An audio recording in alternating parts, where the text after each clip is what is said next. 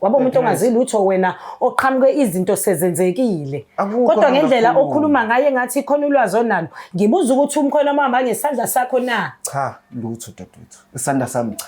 Kepha kodwa ngabona okwenzeka. Kwangabulula ukuthi ngizifake ngoba ukuzifaka kwami. Wahlula ukuzotshela usisi wakho nje ukuthi kwenzekaleni kumyeni wakhe. Dadewethu phela nawe usukhohliwe nje ukhokha imali.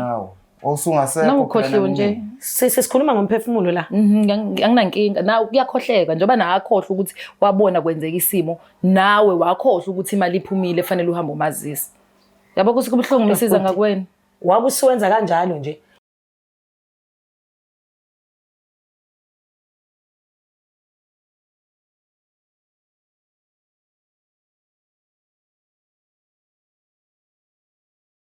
Ngibingelele ngiphinde ngikwamukele mbukeli weBlack Live TV. I am uMlangeni uMagasela. Ngihleli khona la esihlalweni sika Longster. Niyamazi-ke bafethu uhleze khona kwizinkinga zomndeni. Namhlanje kuhleli mina uMlangeni Magasela, kodwa ke njengoba sesibiziwe ke sila endwedwe kuthiwa ibo Black Live. Ake nize nazi inkinga ikhona zomndeni. Ngase ngiyabona ukuthi ngoba usisi wami usahambile ake ngithi yabo nami ngizovele ngizwe ukuthi umndeni wala ekhaya ukhala ngani umndeni wakamkhize. So njengoba sesila ekhaya ke mbukeli wami engimthandayo Black Life TV sizo introduce nje ubhuti akubingelele bese yasitshela ukuthi yini le asibizele yona namhlanje. Sawubona bhuti unjani? Ngiyaphila sisi. Ngicela ubingelele umbukeli weBlack Life TV. Ngiyanibingelela babukeli beBlack Life TV ngumenzi wakamkhize. Ngibize uBlack Life ngoba nginenkinga lencane nosisi wami omdala. Kwaba nesimo sokuthi ngibe nokulimala eminyakeni nje ngilimazwa imoto. So ke ngase kuba khona ke lokho engikuthulayo ongwakarafu kwemali. Awume khabazela ngicela ukudla emadevini. Asiqale la ukuthini ukhabazela ukhule kanjani nosisi wakhe enzalo lemshadweni mhlawumbe usichazele nje imvila phela nisakhula before nje kuze kwenzeka ukuthi uzulimale kuye lapho. Sikhulele nje kubazali nje abanekhaya nje lifudumele kahle uma nobaba beshadile nje kuhle kumnandi safunda nje ezikoleni nje ezi-right nje zabelungu. Izinto zazinhle kwahamba isikhathi umuntu wakhula kwangcono ke usisi ke naye ke nami kumuntu nje engimkhonzile. Ngimthanda kakhulu nje ngoba umuntu angihlezi ngithembele kuyena ngoba phela kuyena umuntu engazahle ukuthi kuko konke bangathiwa ngishiya abazali wena engimthembayo ngako konke. Ngiyakuzwa. Ngimthanda nje ukudlula konke ongakucabanga. Ayimshona manje usamthanda. Awusitshele ukuthi kwasekwenzakala nosibizeleni thina la njenge Black Life TV. Sisi nginibiza nje ngoba emva kwesikhathi nje uthe impilo iqhubeka kwase kuba ukudlula ke kwabazali ngithi 2020 ekhambeni kwababa ngoba uma uhambe eminyakeni emibili edlulile lapho ngithi 2018 umama baba uhamba ngo2020. Ngahlala ke ekhaya ke nawe udadewethu kwase kuba ke ukuthi ngiyalimala ke. Ngilimala ke engozini yemoto. Ngihleli naye udadewethu ke ngithembele kuyena ke kuko konke ke nami ukuthi njengoba sisobabili sizoyincenga impilo ngalimala. Ekulimaleni kwami ke konke ke ngase ngazi ukuthi nje nayo yona umuntu ozonginakekela phela manje ngoba phela manje njengoba songumuntu nami oselimele usihamba nangenduku nani okunye ngeke ngisakwazi ukufinyelela kulona kalula. 100. Ngimthanda nje sihleli kamnandi. Kwakhona nje ukujika kwezinto nje ngingasazi nami kwenzakalani. Yabona. Sijika nini izinto kwenzakalani mase kujika izinto? Zijika nje izinto phela ngoba phela naye usisi right naye ngoba phela naye ubeganile ngapha. Ngithi ngizothi ukugana phela ngoba phela usibari umuntu ehleze khona. Okay. Ngizothi ukugana ngoba phela basebena nezingane. Sungasho ukuthi sebeganene labo bantu. Kuhamba isikhathi kusisi ngithembele kuyena nami yonke into ngazi ukuthi nje uye ufana njengomzali bengathiwa khona ufuna ukubhala uye ngimthatha nje kube uyobeka iphepha ku-ink lapha agcwalise nalapha into eqondene nayo. Sahlalisana ke lapho ke usisi ke ngambona sewumuntu nje usencipha nasekhaya. Okay. Encipheni kwakhe usisi angazi noma shithi wayesethatha isinqumo sokuthi bangishiye nawo umuzi kangeke ngimvimbe ngoba phela usisi omdala naye impilo iyaqhubeka nakuyena ngapha. Ngithi base kuba umuntu engithi bengicela lolu sizo mhlambe nakho nasendlini angathi sekubuye ukuthi kubheda. ngikuthole ngibuye kodwa ngithola amagama Akasekho right sekho right nje angisengabona ukuthi ngathi sengisicefo okay hayi ngithi phela hayi ngoba phela nami ngiyindoda kufanele ngizame ngibone ukuthi ngenze njani ukuthi impilo iqhubeke kodwa hayi bengingasekuhle kahle ngingasazi ukwenzakalani ekuhambeni kwesikhathi ngezwe phela nami ngabantu abantu hayi bayambona udadewethu hayibo impilo yakhe ngale hayibo unamanga hayi inhle nje wena ngapha nje usufana nomuntu ongabala ngisho nabe kuthi uyaxoxa emgaqweni mfethu senguyinto nje engathiwa mhlawumbe ongayifanisa njengomuntu mhlawumbe wathi uqashile sahamba leso siqashi kanti cha umuntu wegazi hayi ngezwe nabantu kuthiwa hayi unemoto lapha wakhela umuzi mkhulu nanemqasho namasi mina ngapha nje indaba yami nje ayisabala kanti phela nami ngapha ngangumuntu oyilindele okuyimali hayi bengithi ngiyathola ngapha ngakhona ke ngiyezwe kuthiwa hayi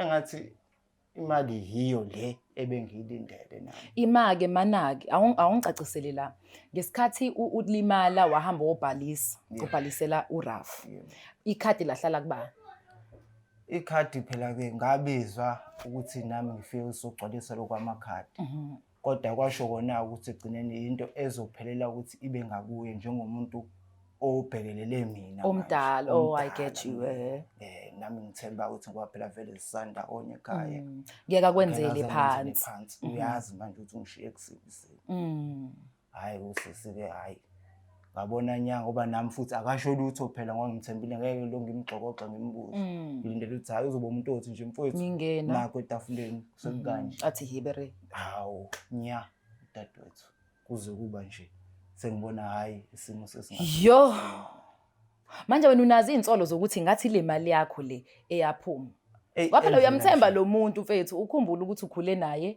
andimumthemba wakunakekela futhi ulimele ngithi yabona so there is a possibility ukuthi akuyona yakho ngoba phela noSibari ukhona ngithi yakhumbula uSibari khona kodwa yebo wayesebenza kodwa ekusebenzeni kwakhe angiboni ukuthi sengaze kube imali esezingakho umuzi omngaka nezindlu imiqasho evile nakuzindlu eziyishumi eziphindwe ngaphezulu hayi anokwenzeka anokwazi akulula kangako usazophinda ukhokhela nabantu abayenza ukwakha nje umuzi nefurniture ke lo muzi ukumbona nje ngamehla khona ngicina ingasikini mhlawumbe mungathi ubuka beke nyaka manje usuyophela ukuthi akanyatheleke nje egcekeni ekhaya kodwa nje ukubonana nje emgaqweni yebo kwabona lokho uyabona ubona nawe udlula ngoba phela ongeke uzuthini nawe udlula nje kodwa kwangikho nesikhulumayo kodwa nje ukuthi afike nje ekhaya ke nje sikhulumeke nje into ecacile ukuthi phela awudadewethu sokonakala takababa hayi abe nginamanga uma engase nje sisikizama ukumthola usisi abe khona la yini ongafisa ukuyibuza yena mhlawumbe ngeke awubone ngathi uzoba ngathi manje uyamnuka ngokudla imali yakho mengase athi haya kuyona imali yakho khona okunye kwenzeke empilweni yakhe usisi wami ngake ngifuna nje impela ukuthi akangicacisele nje angingitshele nje iqiniso linjalo ngoba angeke ngiphike ngithi phela nawe umyeni wakhe akamshiyelanga lokho kodwa endlela okuyikona ngeke nanko komunye umbuzo enginawo ngifuna ukuthi ngikuprepare labo uyibhekelele ukuthi ngoba lusisi kulula ukuthi singamthola angafika la sihlale naye ngisengifisa ukwazi ukuthi mengakutshela ukuthi kwakuyimali zakho ungazizwa kanjani ngale yonto athi akasanayo ke manje imali ayikho noma ikhona mhlawumbe sekuyiyona le abantu abarentayo abahlala khona lapha emqashweni ungazizwa kanjani ungakwazi ukuphinda umxolele mengacela uxolo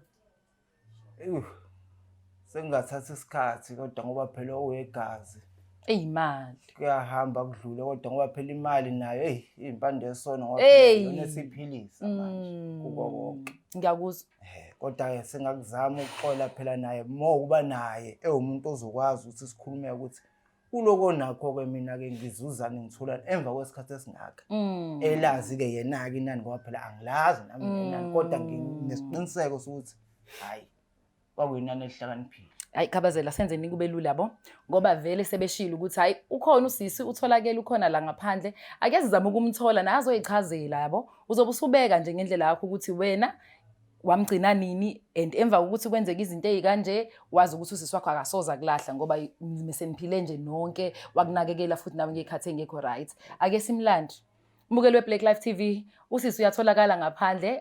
Ngicela ninginikeze ithuba nje simlande azochaza yena, azohlala phansi asichazele udaba ukuthi ngempela ubhuti wakhe umkhohliwe noma ngamkhohliwe, urich yena or akekho rich, asazi, sizozwa ngaye.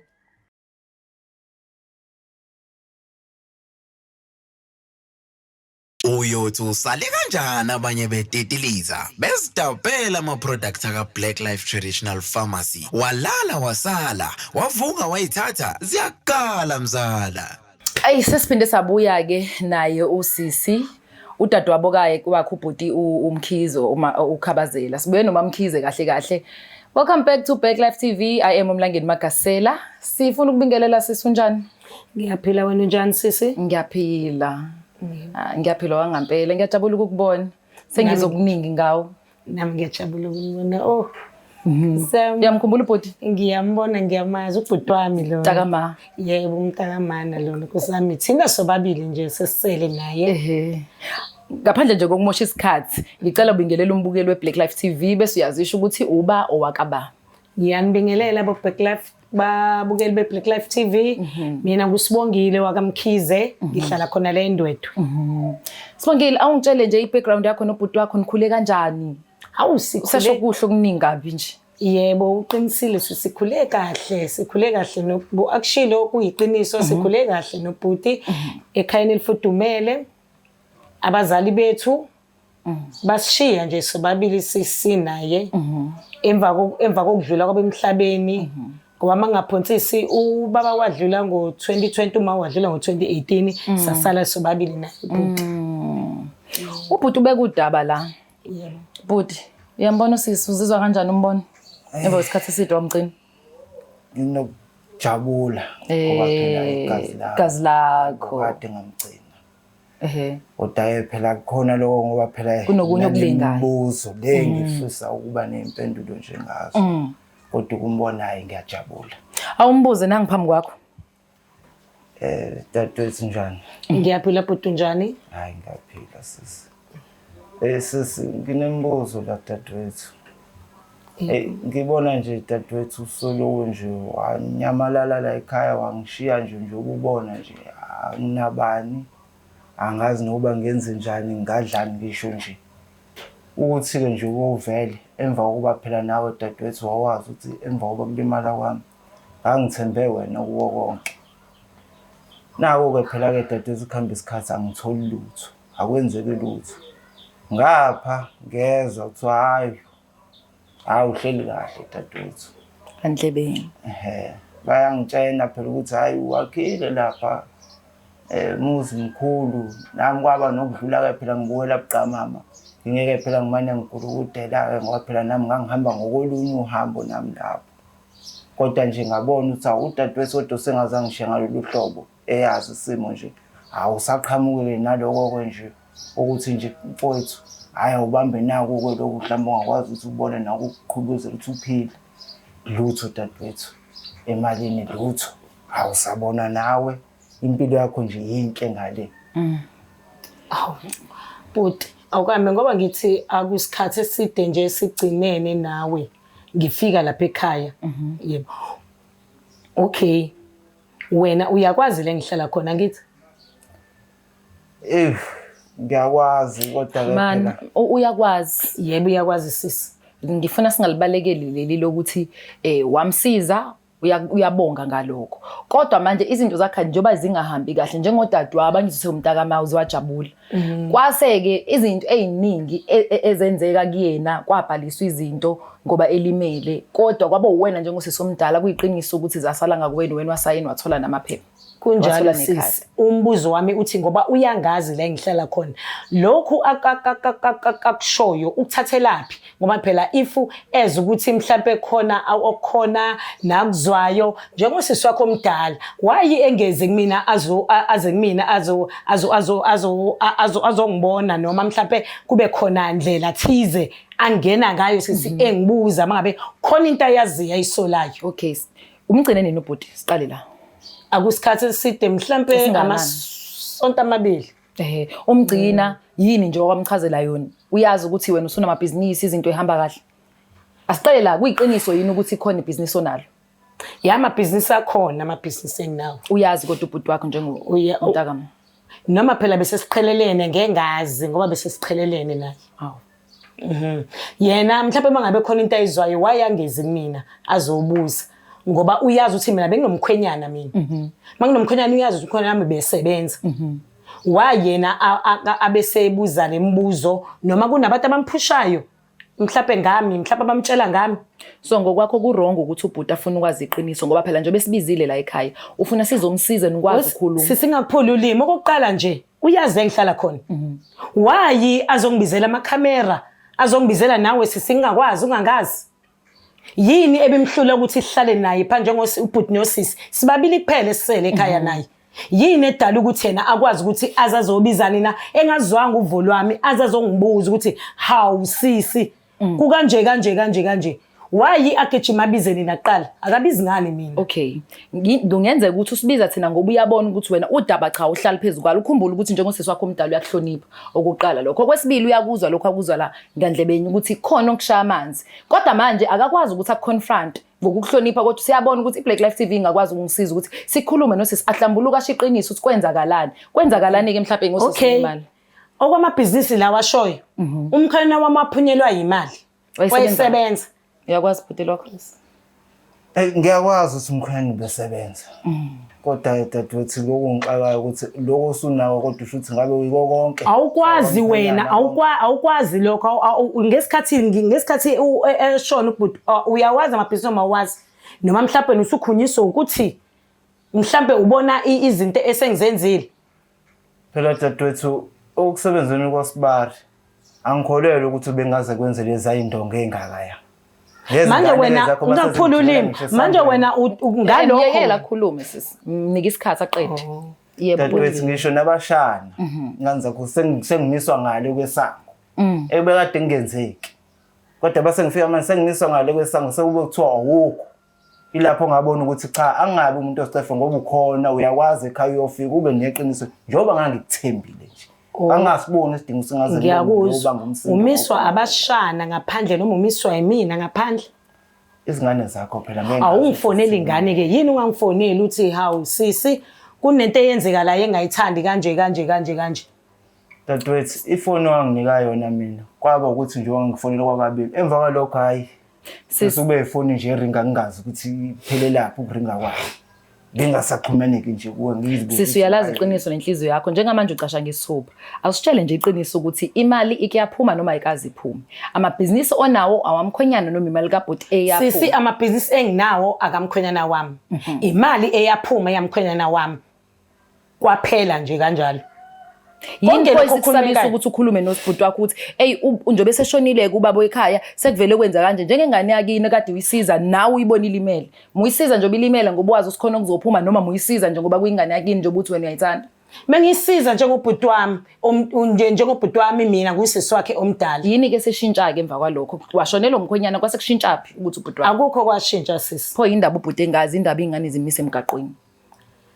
Hey kodwa ke bhuti ke ukuthi nanokuthi ingane zakumisa emgaqweni angikwazi lokho. Angikwazi sisi.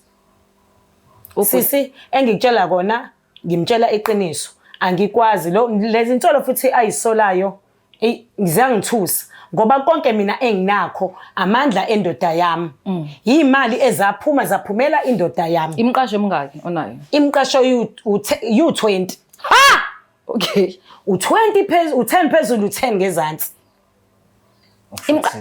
Imali kaBhuti yamkhonyana wakho wayesebenza. Imali kamkhonyana wami wayesebenza kahle sisi. Wayesebenza kahle umkhonyana wami nawe uyakwazi ukwesebenza kahle. Imali ezaphuma kwakweza mkhonyana wami. Konke ngayenza ngeyithukuthuza mkhonyana wami. Sisi. uBhuti umshiyeleni kade umsiza ezama ukuthola usizo elimele. Okay, uBhuti ngize ngimshiya eqaleni nje kokulimala kwakhe nangize ngize ngihamba kakhulu eqenqweni lakhe vele bekuyimini bengiphambili. Imini ebengimnakekela, ngimisa kodokotela, ngimenzela yonke into ayifunayo ngimondla ngemali zamkhwenyana wami.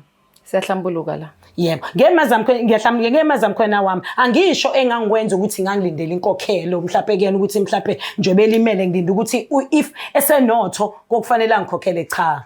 Ngangimsiza njengomfowethu engenalutho ngimhambisa. So wayena uma ngabe sekhona angahambi kahle phansi kwami naye ahambelele kude ibe kufanele yena eze kumina azongitshela Usazile kwena? Yes sisi okwesibili angize la ukuza kwami ekhaya ngize ngiyeke ukuza kwami ekhaya bese ngasekho right kwayena ngoba beke ngifike ethule nje ingangikhulumisi abomuntu noma ngimbingelele kube lokho kuphela ngiphinde ngihambeke okwakungenza ukuthi ngize nqamuke ekhaya. Awucabanga ukuthi kwakuyinkinga zokuthi walimala abazali abasekho usesele yedwa ekhaya ucabanga lokho ukuthi lokho ngam-affecta naye? Ngangazi ukuthi mhlawumbe sengabe yileyo nto ngoba indlela enza ngayo nami ngakhetha ukuthula ke nami. Budini yenza ukuthi usole ukuthi lo sisi lo udadweni uMamkhize kungenzeka ukuthi khona izinto ezenzeka wasekulahlela ngaphandle and lokho kungenzeka ukuthi kwaphuma izimali zakho ezayibhaliswe ngaye. Yini ekwenza ukuthi usole ube neshow ukuthi khona ngeke kushaya amanzi? Uyabona ngenza ukuthi ngize ngibe naso isiqiniseko. Kwathi emva kokuba lo masonto ngizoya khona ngize ngivinjwa abashana esangweni nje. Ngoba kangade ngibonene nabameli.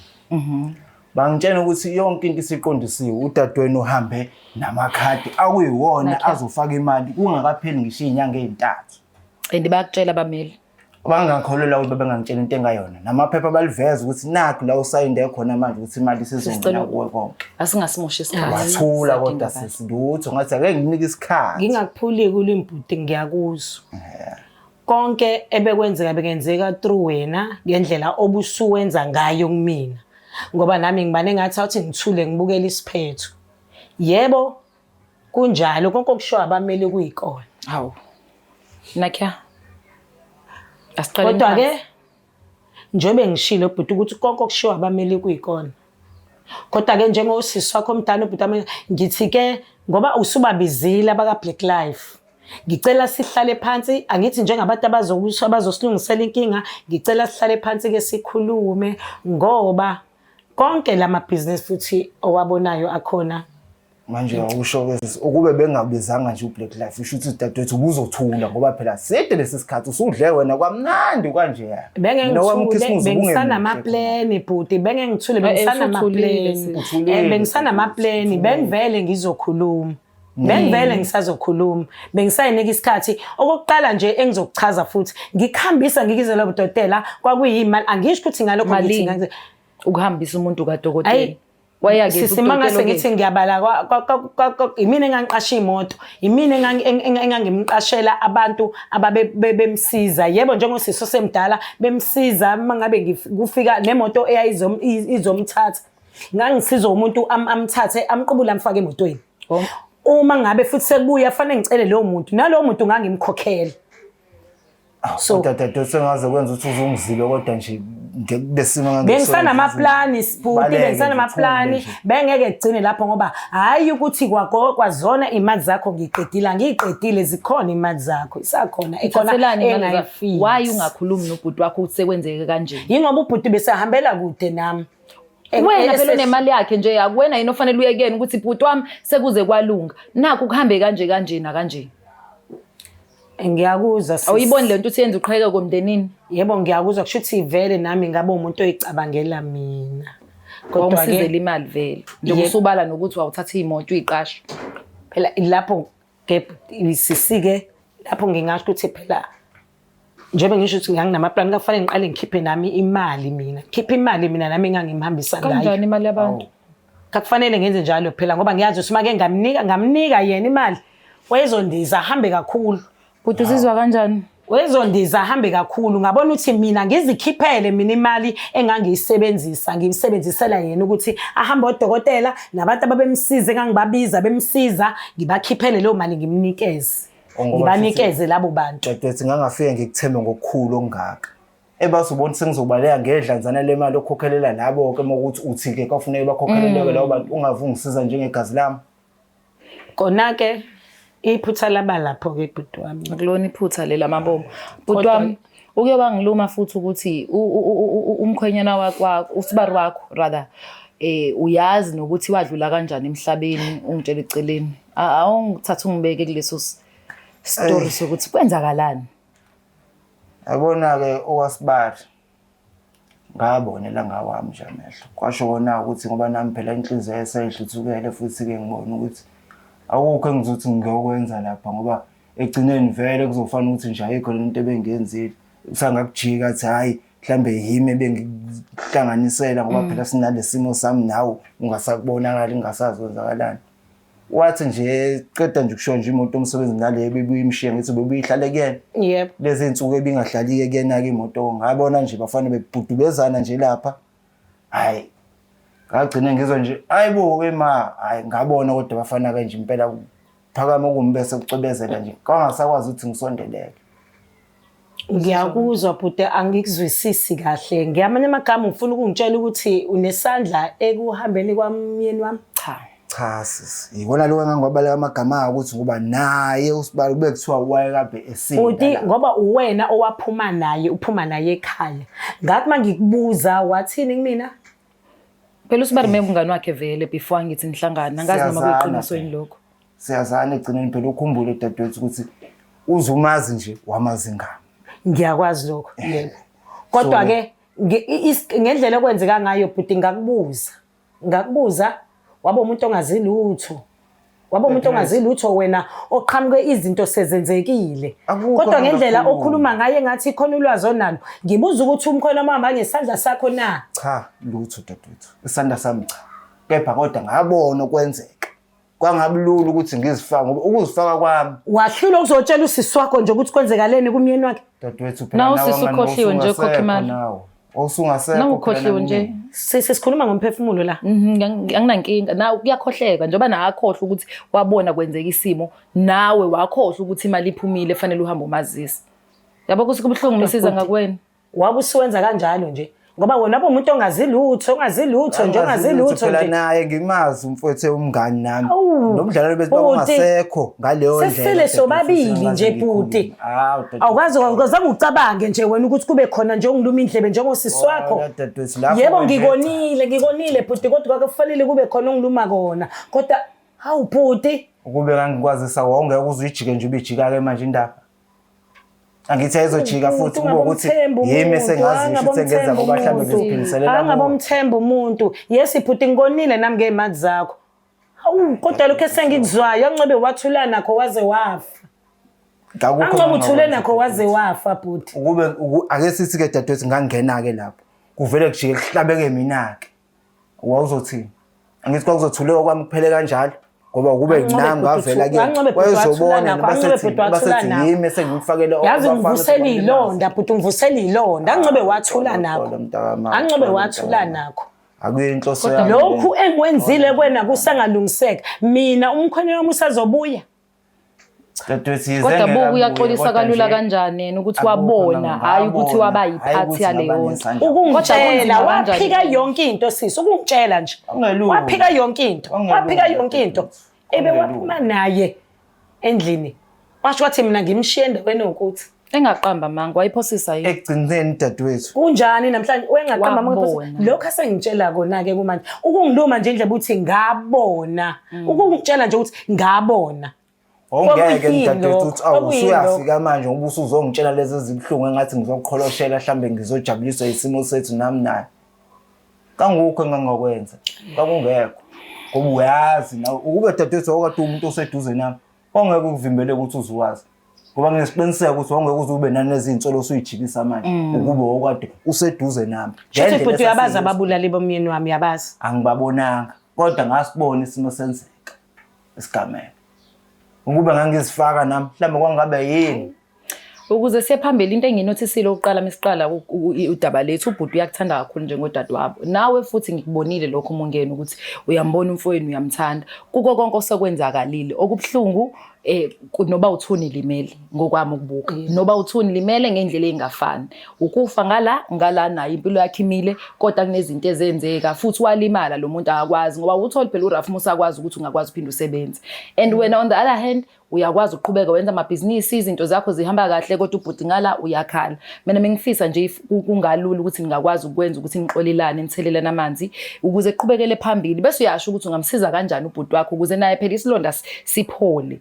ngoba njengoba ekanje angiboni ukuthi kuhle ngempela njengabantu abathandanayo bomndeni. Yebo. Bhuti wami ngilenzile iphutha. Kakhulu. Kodwa ke angisho ukuthi ekwenzeni kwami iphutha ngiyaziqhenya ngalokho. Ngiyaxolisa kakhulu. Sengisho ukuthi emalini yakho engikwenzile ngemali yakho kukhona akile ndawo. Nemali ikhona imali esele ebhenki. Shuthi ke sesingaxoxisana lapho ukuthi mhlawumbe njengosisi wakho uzongibeka kuphi sengizozwa ngawe mina. Ngiyazi bhuti ngeke ungilahlelele kude kukho konke okwenza kumeni wami ngiyaxola. Ngiyethemba ukuthi kuzohamba khamba ngiyazi ukuthi nawe kukusakhona elonxeba elikwena ngesenze ngisenzile kwena kodwa ke ayikho into eyonakile kakhulu noma kukhona lapho ngathatha imali yakho ngasebenzisa ngavala khona uqondene nami kodwa ke lokho sokukhuluma sesibabili kodwa ke kukhona kona okukhona namakotishi futhi akhona sesingakhulumela lapho ke bhuti. Ngizizwa kanjani bhuti uyamthemba njengamanje ubuke bangakwenza ukuthembeka udadewethu eqaleni ukuthi uzokulungiselela ngoba wonke umuntu uyalidinga lelo thuba futhi egazi lami futhi ngimthemba namanje ngizokuthemba engizathanda isikhumele ukubona shuthi ukuthi uhafu nohafu kephansi. Ngiyabonga kakhulu bhuti wami. Wazwalunga. Ngiyabonga Nkosi Busisi. Ngiyabonga bhuti wami. Awu. Ngiyaxolisa konke engakwenza kona ngize ngilahle. Mama washiya sobabili la engithemba nje ukuthi ke emva konke lokho angicabangi ukuthi dadewethu sobe ukunyamalala ke futhi. Hayi ngeke bhuti wami. Ngeke akube kuhle dadewethu. Ngiyabonga bhuti wami. Ngiyabonga. Happy ending njengoba usuyiboneleke nawe imbukeli lapha ekhaya ukuthi umndeni wamkhize uphinde wabona ukuthi kubalekile ukuthi baphinde bahlale phansi babuyisane njengomndeni noma sekwenzeke okungaka kodwa bakwazi ukuthi baxolelane. So nawe lapha emlaleli ekhaya I believe ukuthi ezinye inkinga uthi uyibuka ubone ngathi inkulu kakhulu but musubuka la eBlack Life TV ila urealize khona ukuthi no man zincane inkinga zami nginazo engibhekene nazo. So nawe mawukuthi ufuna ukuthi sikusize uyazi ukuthi kumele wenze kanjani. Okwamanje make sure you subscribe, share, like and comment. Sibonge kakhulu. Siyabonga kakhulu ke nathi Black Life TV. Hopefully yonke into izohamba kahle. Mina uMlangeni Magasela sengihembi. Is the Black Life TV.